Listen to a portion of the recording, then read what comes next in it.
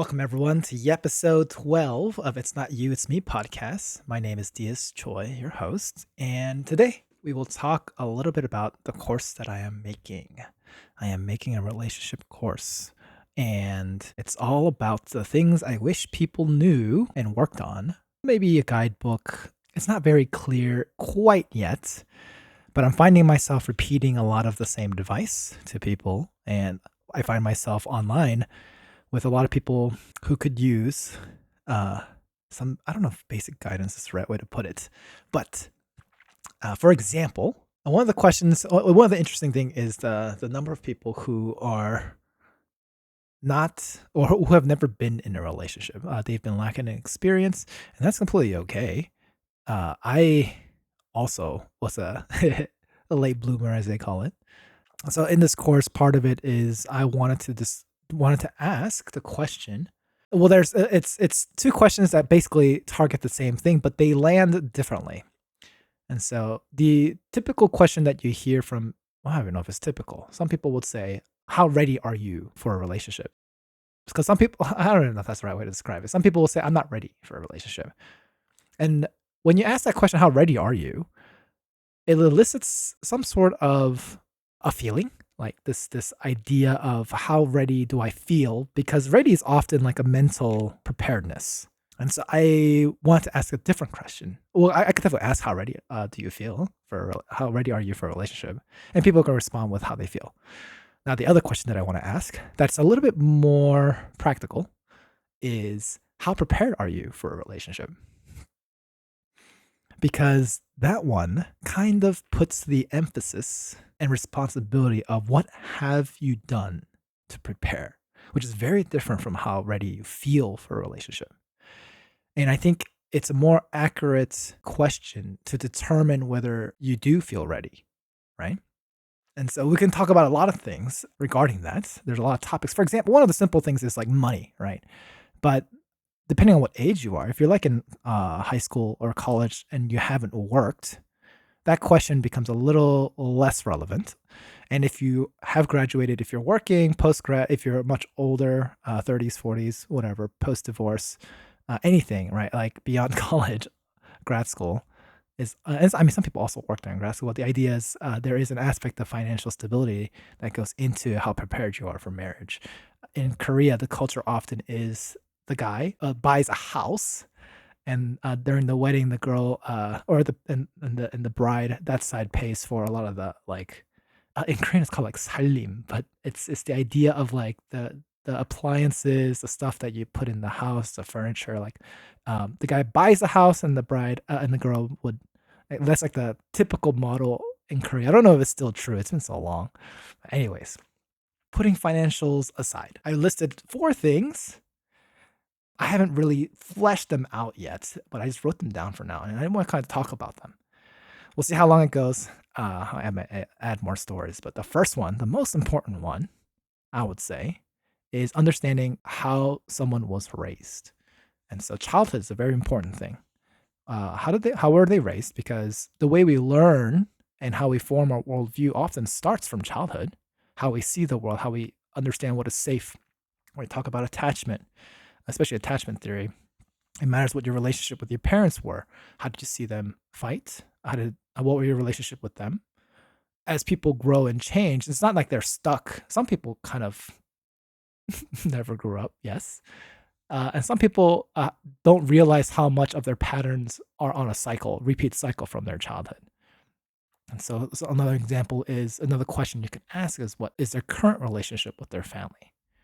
And that tells a lot, right, about how they navigate their I don't know if close is the right word, because not everyone's close with their family, but it's telling. It's information that's very important to know. So that's the first thing, this idea of childhood and the relationship with their family and their parents. That's the first one. How prepared are you in the sense of how aware, this kind of will go into the later part too, but how aware of you of the dynamics you've had and how they play a role in your relationships, because these dynamics will replay itself in your relationships if you're not aware and if you haven't worked on it. You might be aware, but you still may not be doing anything about it. So that's a very important thing to look at, in how well prepared you are. And not everyone is held captive by their past. Everyone has the capability of overcoming their past and growing from whatever happened to them. But it's also extremely important for your partners to know how they can help and support you. I'm not saying dump all the childhood trauma and stuff, but it's something to be very aware of and very important to recognize and deal with for your personal growth. You don't want the things for the past to impact the joys of your future. The second thing that I wrote down was emotional intelligence. And emotional intelligence is such a broad umbrella term. It's kind of like talking about people's general intelligence. It's such so broad. There's so many different kinds of intelligence. But there's an easy way. I need to look further into this too. I remember this concept. There's basically emotional intelligence. You can break it down into 4 ways. The first one is self-awareness. We just talked about that. Your ability to be aware of yourself, your thoughts, your feelings, and being able to separate who you are with them. And that might be a concept that's hard to understand, but I use food examples all the time. Just because you're hungry and you might be irritable because you're hungry, that doesn't mean that's who you are, because who you are is someone who can resist hunger. Let's say you're fasting, right? And if you're aware that you're going to be irritable, you are someone who can not let the irritability become so that you don't have to react in a way that's irritable. Right? You can be willing to be patient and I don't know what the word was I was looking for, persevering of the hunger if you're fasting. You can overcome, like, you are not your feelings, you're not your emotions, and that's a concept that a lot of people may have a hard time understanding, especially if you're very strongly your identity is tightly strung to how emotional you are. Now, so there's self-awareness, and another part of emotional intelligence is self-regulation or self-management. This idea of, like I described, if you're hungry, you don't have to become hangry. That's self-regulation. So in a similar way, you might get triggered, you might get upset. There might think, or maybe, I mean, it could be the other way around. Maybe you're extremely excited, and some people get extremely loud. I'm thinking of Korean culture.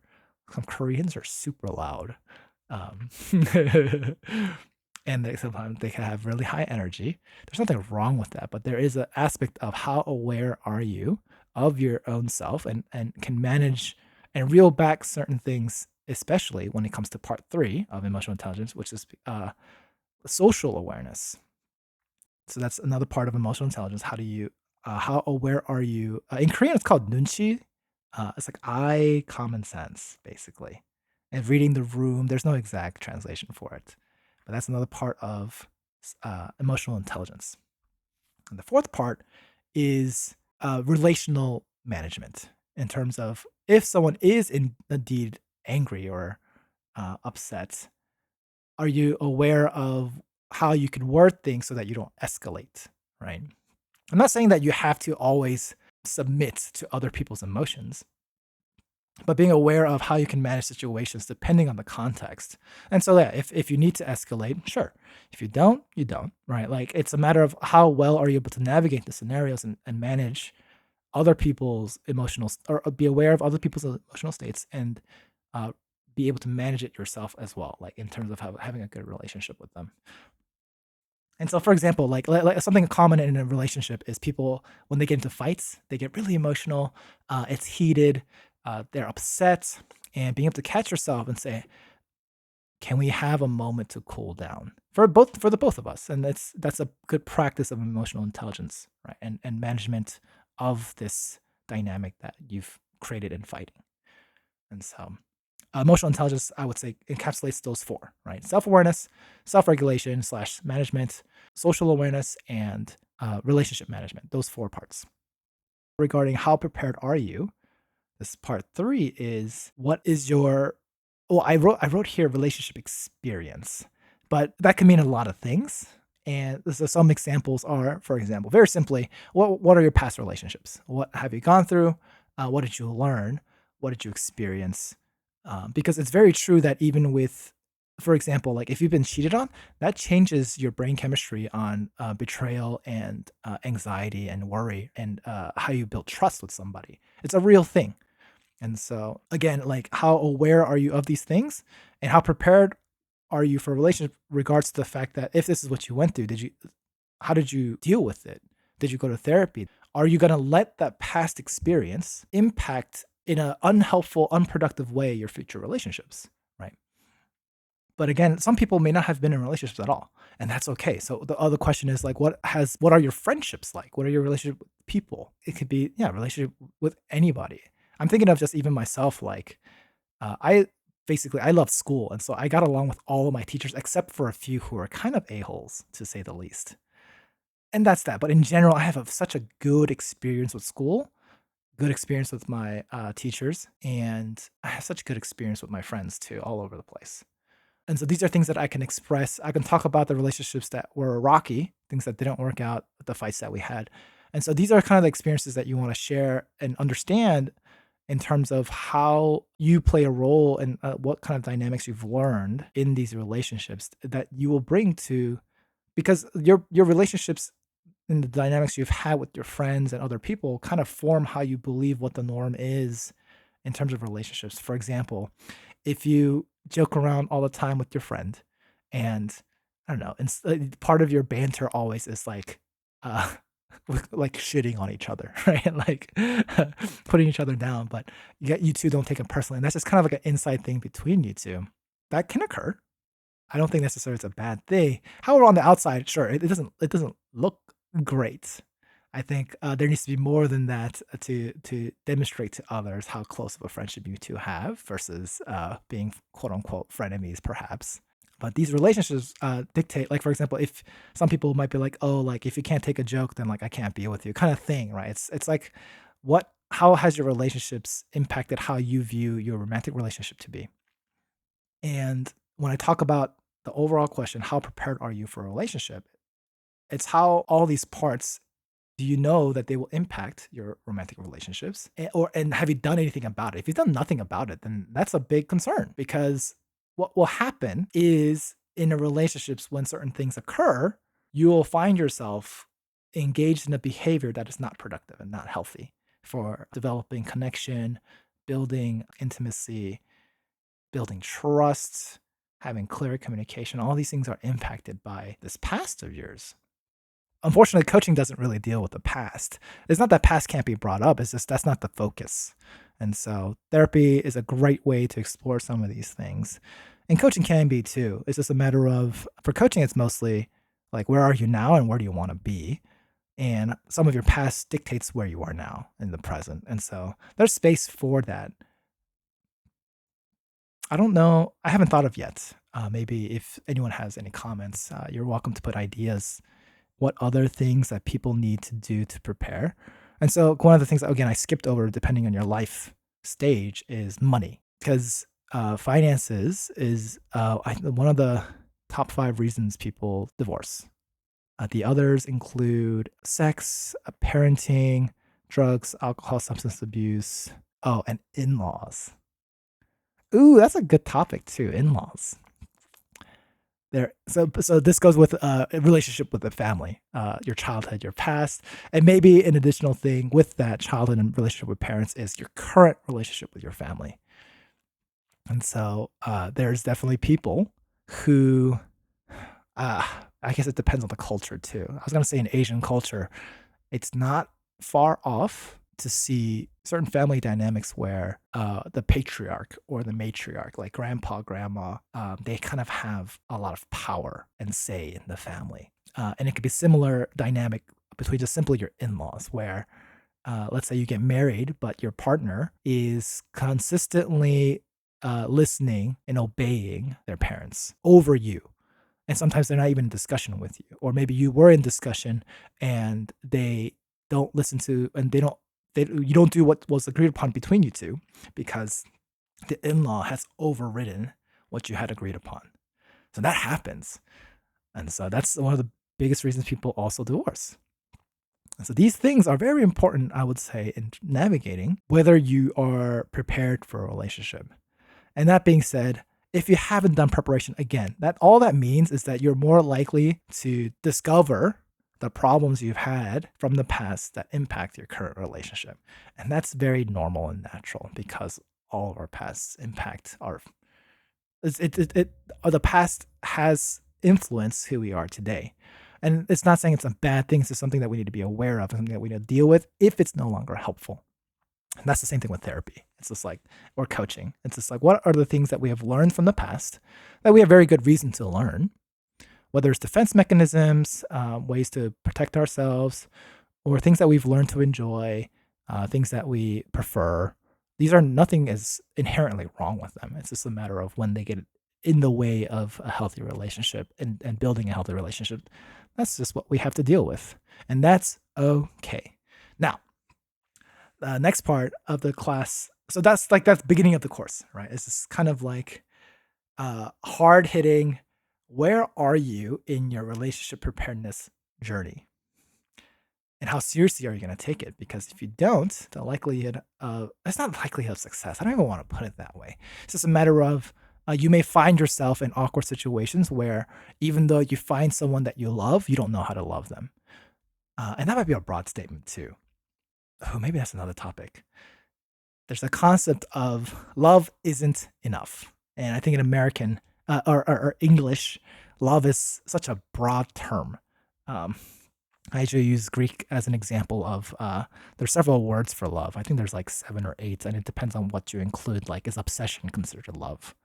Was it mania when you're crazy? I mean, I wonder if that's part of also obsession, but I might be mistaken. But there's like family, like filial love. There's like obligation, right? Whether it's to your parents or to your kids. There's eros, which is lust. And there's plenty of other things. Agape, sacrificial.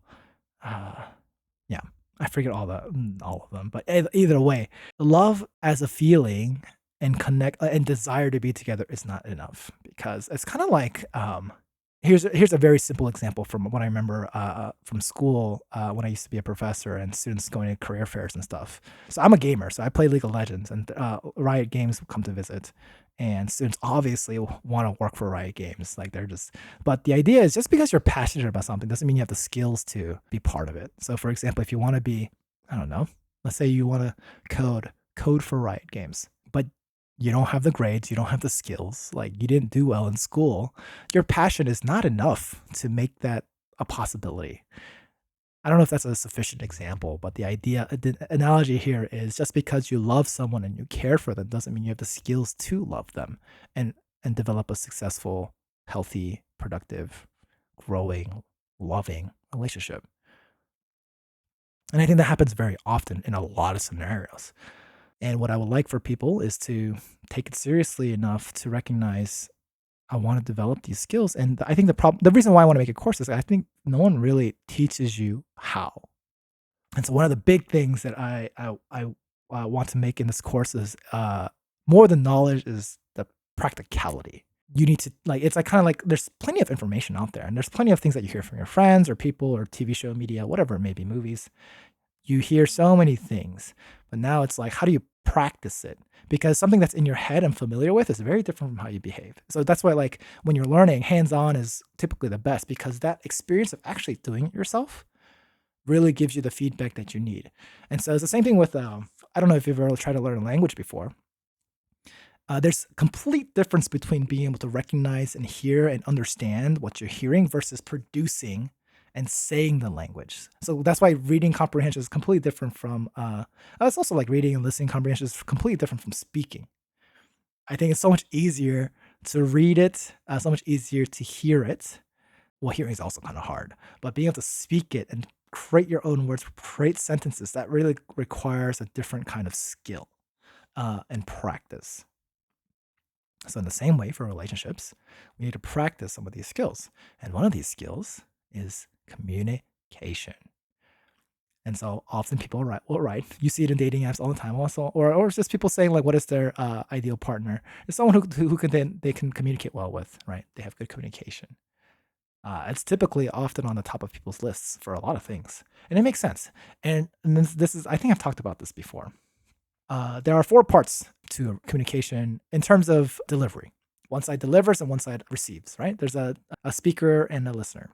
And during communication, there is what the speaker wants to say in their head. And then that's part 1. And the next is the translation from the head to the actual projection of the words. What was said? That's part 2. because they're not always the same thing. I don't know if you've ever felt like you spoke faster than you. What do they say? Think before you speak. Some people speak before they think, and so there can be a disconnect between the two. So there's things that you want to say, the things that you actually said. Then there's the something that you actually what was heard. What are the physical words if you've recorded the session? What are the physical words that was said and heard? Right.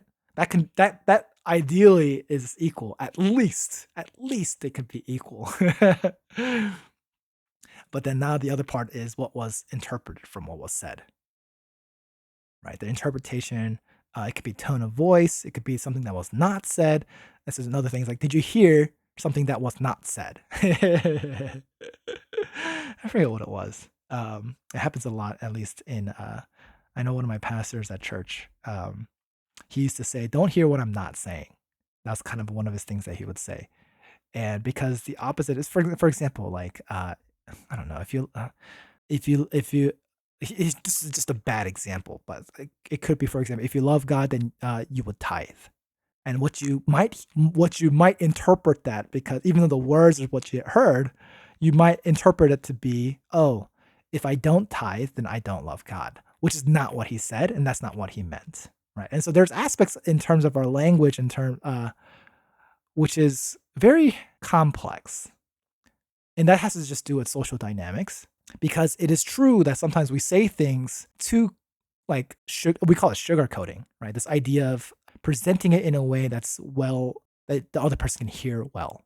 Sometimes you do need to be very straight up and harsh. There's times where you could sugarcoat it to make it gentle, right? Be a lot more gentle. So in the same way, like you could raise your volume, right, to describe, or like make it tough and stern, short, powerful. There's ways to emote tone in the same way that you can be soft spoken, gentle, kind. You can smile, right? People say I have an eye smile. When I smile, I get the little emoji smile. But anyways, there's so much that goes into communication that's so important, and those are just one aspect in terms of delivery and what was heard, right? The speaker, what did they say? What was actually said?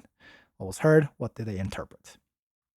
And there's so many dimensions of this, including body language. And so even as when I was starting this podcast, I didn't show my face. You don't see my hands. You probably see my desk shaking as I move around, and the camera might be moving. See the expressions of my face. Maybe eye contact's a little hard. I think the camera's over here. That's interesting. I'm pointing at you. Oh, I guess I am pointing at you. And it adds a layer of dynamic. And so it's so interesting because even in communication, people who are extremely shy and anxious and have social anxiety and stuff like that, I've heard and I've seen videos on YouTube for VR chat, which they use a VR headset and everything. You could just use a computer too, whatever, right? But because they don't have facial expressions, or how you describe it, there's avatars, and they typically don't. They might have a static facial expression. People are so much more comfortable communicating with people there because you don't have to interpret people's facial expressions or body language. And I found that so interesting, that getting rid of certain things, because it's body language is all information, right? And so again, like what did you interpret? It's in communication, same thing with body language. What did you see? Like, what did they do? What did you see? And what was interpreted, right? Like there's so many parts to this that impacts a vibe, a feeling. And so in dating, people are like, oh, I wanna have good banter. I wanna have someone I can joke around with, have good communication. In Korean, it's called tiki taka, like this back and forth. And I do think that's very important. And you kind of have to allow people to kind of learn and adapt to each other. And there's research to show that you are typically the average of the 5 people closest to you. And the more you spend time with people, your mannerisms, you kind of start sharing each other's mannerisms. You start adapting to one another, and you develop some inside jokes, but you become a little like each other in certain ways. Not everything. I remember one of my old roommates. He would repeat certain words. So he would be like, "Yo, yo," or like "Peace, peace," and then I thought that I copied him, and then he told me I copied you, and so I actually don't know who did it first, but that's one of my family friends that I'm close with. And we have different mannerisms that we share, and our absolutely our uniqueness. And I want to say this before I forget. Something came into my head that is so important to share that I cannot not share it right now, even though it may be a little awkward and abrupt. What is really important is the fact that I had mentioned earlier about preparing for a relationship, and we talked about family. You don't get to choose what family you're born into, but you get to choose who to be in relationship with. That is 100% in your, I don't want to say control or power, but basically, like, you choose who you let in your life. You choose who you want to take a chance with, right? You choose your one and only family member with all the, and I don't know if all the information is also the right way to put it, but as I'm getting into the details, like the emphasis of this message is getting watered down. You get to choose. You get to choose who you want to be with. Let's make sure that I was recorded. And then let me repeat myself. You get to choose. You get to choose your forever. I don't know if forever's right. Your partner, your spouse, your marriage partner, your life partner, whoever, how you want to describe it. You choose that. And when I read so many Reddit posts on relationships or relationship advice or wherever it may be, where people talk about working things out with somebody when they've been through so much crap, in my head, I'm just like, it's part of it's psychological. There's psychological reasons why we do it. And so for me, I understand. And the roots of it is, are you aware that you're behaving this way where you're choosing someone that you don't want to be with? Or maybe that's not even the right way to describe it. Because oftentimes what happens if you haven't dealt with if you haven't prepared in your relationship, as I've described, the three aspects, right? Your childhood, your emotional intelligence, your past relationships in general, whether it's romantic or not. If you haven't prepared well enough, you will find yourself in situations also where you're stuck with someone that you want to work things out with because you're reliving your past. You're reliving your past experiences and you want to make it better. And you're replaying that with somebody in the present to heal your past. For example, for anxious people, it's just like, oh, if I do this behavior, then they would love me. If I give more of my, excuse me, if I give more of myself, they will accept me. They will love me back. They will change. Fill in the blank, whatever it may be. And so that's for anxious people. For avoidant people, same idea of, oh, like, I'm afraid to open up. I really like this person, but I'm so scared they're gonna reject me, and so I'm gonna give them distance so I don't get hurt. I'm afraid they're gonna and so if you don't have enough self awareness, you may not even see it that way. You might just feel like, I don't want to think about them all the time. I don't want my life to revolve around them. Like, I have things I will need to do, because avoidant people are often very independent and very charismatic, and they have their own like shit together regarding their own life. But when it comes to like bringing someone else into their life, they're like, oh, they're gonna mess it all up, and that's an emotional feeling of, I don't want to get hurt. Like, what if like I let them in and things go wrong? Like, it's like it's crazy. And so avoidant people also think they're extremely logical. Let me tell you that they are not. And so these are things that will show up and repeat in your relationships if you're not prepared. I'll use that language. You're not prepared, then you will find yourself in these situations where even if you love someone and want them in your life, you will not have the skills to deal with it. So we talked about communication. I mean, the other part of communication is, so the one is just expressing yourself and how to, there's different parts of communication. So one is, I also want to teach, how do you listen? And that's a skill that almost no one teaches. We call it active listening. And it's interesting in our language sometimes where when someone doesn't follow our advice, we will say, you didn't listen to me. So that's kind of synonymous with obeying. So I find that a little interesting in linguistics, where people will use that word listen to equate with obeying. And I think it's because of the process where people, if you've heard it, then you understand where I'm coming from, that we're on the same page. But that's not always the case. That's the part about communication. And so we use active listening skills to be on the same page. This is something that therapists, coaches, counselors should be trained well in. Not all of them. I don't think not everyone does it well. I struggle with it sometimes too. I try my best. And that's okay. Part of it's let's be on the same page, right? So typically active listening involves reflective reflecting what you heard. So this is something that's also very important. And sometimes we think like we need to debate the truth. People often debate in an argument, trying to prove who's right and who's wrong and cut down on their ideas because they want to be heard and they want to be on the same page. They just don't know how to do it. And so one of the simplest way you can do that is, I'm hearing you say this. I'm hearing you say that. And you don't have to put any interpretation into that. You can use their words. It doesn't have to be exact, because when you say, after you say, this is what I heard, am I missing something? Did I miss something? Right? Then it allows the other person to really feel like you're listening.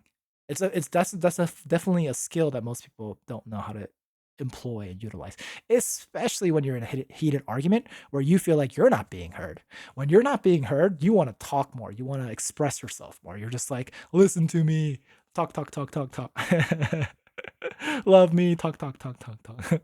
Understand me, talk, talk, talk, talk, talk. And that's natural. I understand where that comes from. And so this again comes back to emotional intelligence.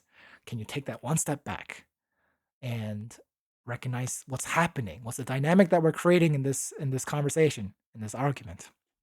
Take that moment to say, just as I am being unheard, sounds like you're not being heard. So let me do something about that. And how nice and amazing would it be when both parties do it for each other, right? And you take turns. You don't even have to say it. You just do it first. And so I talked in the last episode about miracles. And this reminds me, this conversation about arguments and being the first. It's not about being the bigger man. It's about, if you want a miracle to occur, if you want something extraordinary to occur, you need to do something that is out of ordinary. So if ordinarily, when you fight, you just talk over each other, talk, talk, talk, talk, fight, fight, fight, fight. Someone gets louder, you get louder, right? If that's your natural pattern, if you want a miracle to occur, you need to do something extraordinary, not normal, not usual. What could that be? Sounds like I'm not hearing you. I heard you say this. Did I miss something? That in itself changes the dynamic immediately, such that there's an opportunity for miracles to occur.